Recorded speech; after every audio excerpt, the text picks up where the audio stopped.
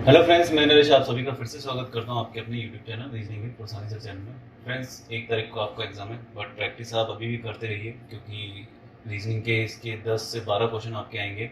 और हमारी एक सीरीज चल रही थी 10 कदम, जिसमें हम 10 क्वेश्चन आपके रीजनिंग के इंपॉर्टेंट लेके आते हैं जो आपके सिलेबस से रिलेटेड है। और ये क्लास नंबर चल रही है 14। अगर आपने पहले की क्लासेस नहीं देखी हैं तो एक प्ले लिस्ट मैंने बना रखी है, सारी क्लासेस उसके अंदर हैं। आप अगर देखना चाहते हैं तो देख सकते हैं। क्वेश्चन की तरफ बढ़ते हैं। फ्रेंड्स, सीरीज का क्वेश्चन है, और जैसा कि अल्फाबेट सीरीज दे रखा था आपके, तो कई तरह की सीरीज होती हैं जिसमें से एक ये भी सीरीज है। इसमें बोल रखा है उपरोक्त श्रृंखला के अक्षरों को बाएं से दाएं के क्रम में उल्टा, मतलब कि जेड से स्टार्ट करना है और ये उल्टा रखना है आपको। ठीक है, इस तरीके से रखना है। तो उल्टा करने में दाएं से 9वें अक्षर के बाएं 5वें, देखिए दायां ये होगा, यहाँ से चलेंगे, और बायां यहाँ से चलेंगे। तो यहाँ से अगर चलेंगे तो यहाँ से 9वां, एक बारी में लिख देता हूँ। और अगर इसका अगर अपने को बायां देखना है तो इसका बायां वही होगा जो आपका बायां, और इसके बाएं यहाँ 14 चलेंगे। तो टोटल आपको क्या करना है, यहाँ से या तो कितना चलना है, ये 14 और 9 टोटल कितना हो गया आपके 23। या तो यहाँ से 23 चलिए, ठीक है, दाएं से 9 तो ये हो ही गया। और इसके बाद सॉरी 14 नहीं 5 है ना, 5वां दे रखा है, बाएं से 5वां दे रखा है। तो 9 और 5 कितना 14। अब देखिए अगर मैं यहां से 14 पे चलूंगा तो ये आएगा अपने पास में n। ठीक है, लेकिन सीरीज क्या है कि उल्टी हो चुकी है, तो जहां पर n है वहां पर अब क्या होगा, m होगा। तो इसका आंसर क्या देंगे, तो सी आंसर देंगे। बढ़ते हैं अगले क्वेश्चन की तरफ। अगला क्वेश्चन फ्रेंड मिरर इमेज का है। मिरर और वाटर आपके सिलेबस में ही, तो देखिए यहाँ से अगर जो खत्म हो रहा है वो उलट देंगे इसको। तो ये जो चीज़ है ये पहले की तरफ आ जाएगी, ठीक है, ये पहले की तरफ आ जाएगी, सॉरी डायग्राम तो ये आगे की तरफ रहेगा, इसमें ये पीछे की तरफ आएगा। इसका जो ये चोंच है ये इस एंगल में है, इसका एंगल ये वाला हो जाएगा। तो ये वाले एंगल में देखिए आपके सी में दे रखा है, ए हो नहीं सकता क्योंकि एरो आगे है, बी हो नहीं सकता, इसमें भी एरो आगे, इसमें दोनों में एरो पीछे है, सेम सा शेप है। लेकिन यहाँ जो इस ट्रायंगल की शेप है यहाँ दे रखी है जो कि यहाँ पर है, लेकिन ये चेंज होकर के इस तरह हो जाएगी, आंसर सी हो जाएगा। बढ़ते हैं अगले क्वेश्चन की तरफ। अगला क्वेश्चन फ्रेंड्स रेक्टेंगल का है और काफ़ी थोड़ा सा टफ है, और बट RS का एग्जाम है, आ भी सकता है आयत गिनने आपको। तो देखिए फ्रेंड्स, मैं बात करूँगा यहाँ से यहाँ तक की, ठीक है, ये यहाँ से यहाँ तक की, ये जो एक शेप है इसमें आपके पास में 5 रेक्टेंगल होंगे। कैसे होंगे, 1 2 और पूरा मिला के 3, यहाँ से ये 4 और ये पूरा मिला के 5। ऐसे एक शेप की बात करूँ तो ये वाला शेप है, यहाँ से यहाँ तक ये और ये और ये, यहाँ से ये 5 हो जाएंगे। ठीक है, इसकी बात करूँ तो ये 3, और इसकी बात करूँ तो ये 3। अब देखिए फ्रेंड्स, यहाँ तक हम कितने काउंट कर चुके हैं, 16 तो हमने मोटे मोटे ऐसे ही काउंट कर लिए।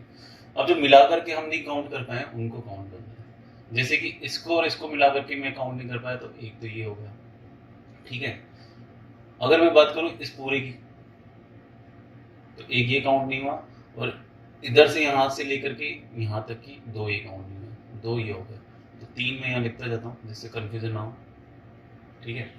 इसके बाद अगर मैं बात करूं, ये यहाँ से पूरा एक नीचे तक, और यहाँ से ये पूरा 1 2 ही हो गया, ठीक है। थोड़ा सा इसको क्लियर कर देते, जो हम नहीं काउंट कर पाए वो देख लेंगे।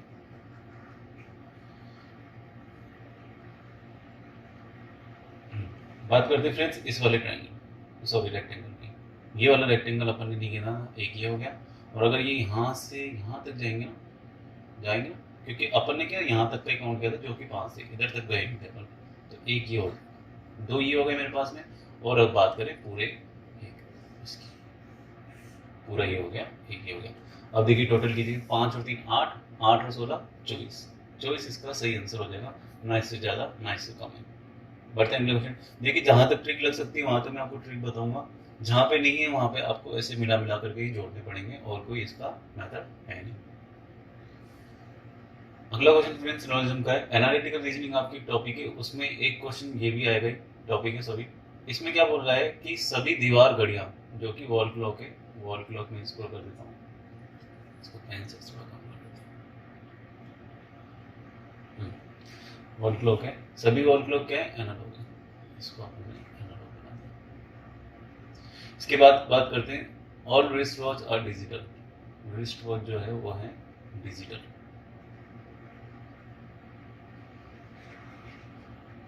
ठीक है, अभी क्या है, इधर से इधर की कोई बात कही नहीं गई, इसलिए अपन नहीं जोड़ेंगे।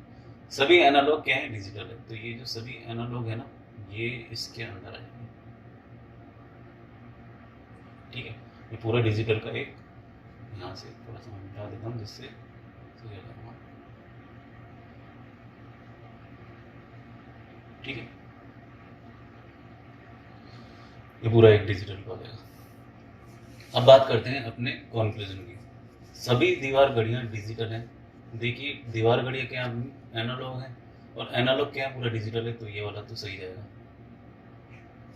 कम से कम एक कलाई घड़ी एनालॉग है, कम से कम एक। देखिए, जो आती है ना आपके एटलीस्ट 1 वाली, तो इसमें क्या है कि एनालॉग और मैंने रजिस्टर्स को एकदम अलग किया। जब तक कहा नहीं जाए तब तक आप कनेक्शन मत जोड़िए, तो ये वाला जो हो जाएगा गलत रहेगा। लेकिन गलती से संभावना आ जाए, जो कि आपके आरएस में अभी तक पूछा नहीं गया संभावना वाले, इसलिए मैंने वो क्वेश्चन डाले भी नहीं है, तो उसमें थोड़ा मेथड अलग लगता है।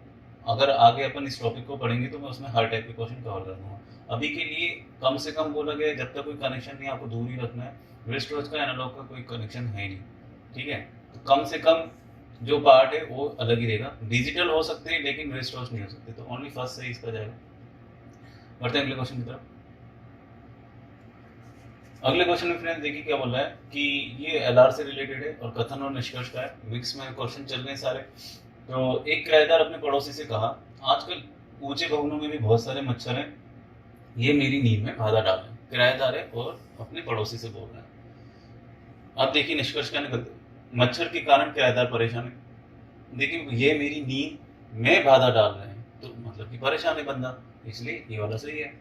आमतौर पर ऊंची इमारतों में कोई मच्छर नहीं होते हैं। देखिए, पर्सनली अगर बात करें तो ऊंची इमारतों में मच्छर नहीं आते हैं, बट किराएदार क्या बोला, आजकल ऊंचे भवनों में भी बहुत सारे मच्छर हैं। मतलब कि निष्कर्ष तो ये निकल गया ना कि ये भी सही है, तो दोनों सही होंगे, और दोनों सही में आपके दे रखा है ऑप्शन में सी, बोथ द कंक्लूजन फॉलो। बढ़ते हैं अगले क्वेश्चन की तरफ। देखिए, ये क्वेश्चन पिछली बार 2021 में आया था, ये सेम नहीं आया था, इसके जैसा आया था। दो आपको स्टेटमेंट दिए रहते हैं, कौन सा प्रभाव है और कौन सा इसका कारण है, मतलब कोई रीजन है और कौन सा इसके ऊपर आपके प्रभाव डालता है।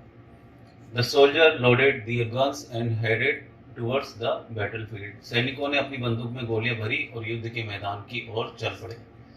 सैनिकों के परिवार उन सैनिकों की सलामती की दुआ मांग रहे जो युद्ध के मैदान में मौजूद हो गए। अब देखिए, दुआ क्यों मांग रहे परिवार वाले, ये तो क्या हो जाएगा आपके रीजन हो जाएगा, है ना। और कारण क्या है, ये वाला हो जाएगा, क्योंकि वो युद्ध के लिए निकल पड़े। तो अब देखिए, इसमें पहला तो क्या हो जाएगा कारण, और दूसरा इसका प्रभाव हो जाएगा। तो दे रखा है कथन एक प्रभाव है, नहीं, ये वाला तो क्रॉस हो जाएगा। कथन दो प्रभाव है तथा कथन एक इसका तात्कालिक एवं प्रमुख है, ये सही हो जाएगा। दोनों कथन एक दूसरे से स्वतंत्र है, नहीं। दोनों कथन को स्वतंत्र कारणों के प्रभाव है, नहीं। तो ये वाला इसका सेकंड आंसर हो जाएगा बी। बढ़ते हैं अगले क्वेश्चन की तरफ।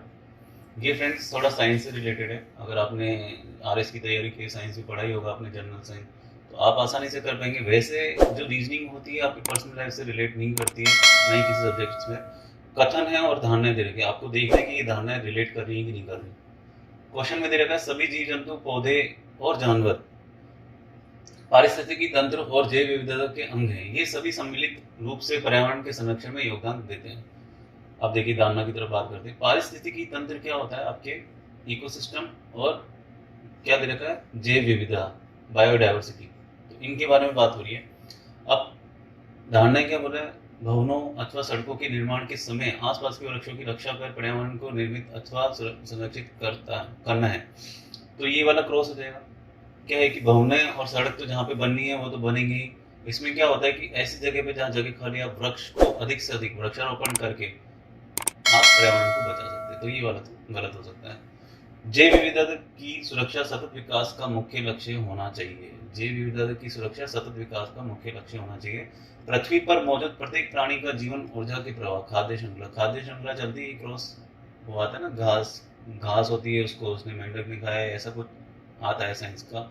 मैं साइंस से बैकग्राउंड से नहीं हूँ, बट फिर भी मैंने बेसिक तो आपने सभी नहीं पढ़ा होता है कि सर्किल होता है, ठीक है, खाद्य श्रृंखला का एक सर्किल होता है, पर निर्भर है और इसमें से किसी भी प्रणाली का लुप्त प्राय होना या लुप्त हो जाना इस ऊर्जा प्रवाह के एक अहम भाग की क्षति पहुंचाता है। तो यही आपकी क्या है, धारणा सही बैठेगी। ठीक है, तो आंसर सेकंड फॉलो करेगा, केवल ये धारणा फॉलो करेगी, ये आंसर हो जाएगा इसका।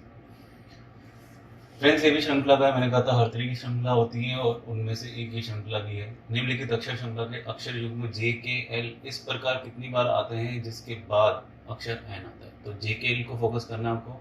देखिए ये जे के एल है, लेकिन इसके बाद क्या रहा है, एम आ रहा है, तो ये तो बैठेगा नहीं। ये जे के एल इसके बाद भी एम आ रहा है, ये नहीं बैठेगा। ये जे के एल इसके बाद ए आ रहा है, ये भी नहीं बैठेगा। जे के एल जे आ रहा है, ये भी नहीं बैठेगा। आगे बढ़ूँ तो ये जे के एल है, एस बैठ रहा है, ये भी नहीं बैठेगा। और ये जे के एल है, इसके बाद जे, तो कोई भी नहीं आ रहा है एन, तो आंसर क्या देंगे हम, जी, डी इसका सही आंसर है। फ्रेंड्स, काउंटिंग ऑफ फिगर का है, स्ट्रेट लाइन का। स्ट्रेट लाइन का वैसे पूछा गया नहीं, बट ये आपके सिलेबस का एक पार्ट है। आकृति हम उसके उप विभाजन में आपको सिलेबस में दे रखा है। तो देखिए स्ट्रेट लाइन कैसे काउंट कर देंगे। एक स्ट्रेट लाइन ये काउंट कीजिए आप, जो कि यूँ जा रही है, एक हॉरिजॉन्टल और वर्टिकल में जो जा रही है, और एक आपकी जो तिरछी जा रही है, इस तरीके से। तो यहाँ से अगर मैं काउंट करूँगा 1 2 3 और ये 4, तो 4 तो ये हो गई। इधर से काउंट करेंगे 1 2 3 4, ये भी 4 होगी। तो देखिए अगर यहाँ से 4 है तो यहाँ से भी 4 होगी। अब बात करते हैं यहाँ से 1 2 3 4 और 5, इस तरफ से 5 आई तो उस तरफ से भी 5 चाहिए। तो ये टोटल आपकी स्ट्रेट लाइन हो जाएगी 10 4 14 और 4 18। 18 इसका सही आंसर हो जाएगा। अंतिम क्वेश्चन की तरफ बढ़ते हैं अपन। क्या दे रखा है आपको, सही जल प्रतिबिंब ढूंढना है। किसका, इसका। तो जल प्रतिबिंब जो अक्षर जहां पर है बस उसका उलट देना है। यहाँ पे एन का उल्टा ये एन सही है, एच भी सही है, आर भी सही है। क्यू का उल्टा क्या बनेगा इसमें, क्यू का उल्टा देखिए ऐसे बनेगा ये, तो ये वाला तो गलत हो गया। ठीक है, इस वाले की बात करें तो इसमें क्या है, एन सही बना हुआ है, एच भी सही बना हुआ है। आर जो है वो, आर अगर पलटेगा तो वो इस तरीके से बनेगा। ठीक है, आर का जो वाटर इमेज होता है वो इस तरीके का होता है। तो आर क्या है कि पलट करके और पलट दिया इसको, तो ये भी गलत हो गया। इसमें बात करें एन तो सही बना हुआ है। एच की बात करें तो एच क्या होगा, इस तरीके से बनेगा, जबकि इसमें उल्टा दे रखा है, ये भी क्रॉस हो गया।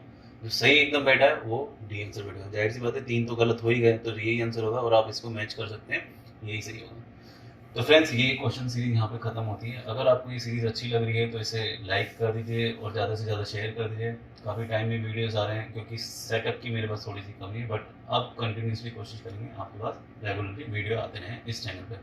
तो चैनल में बने रहिए, इसे सब्सक्राइब कर दीजिए और ज़्यादा से ज़्यादा शेयर कीजिए ताकि बाकी स्टूडेंट भी इसका बेनिफिट उठा सकें।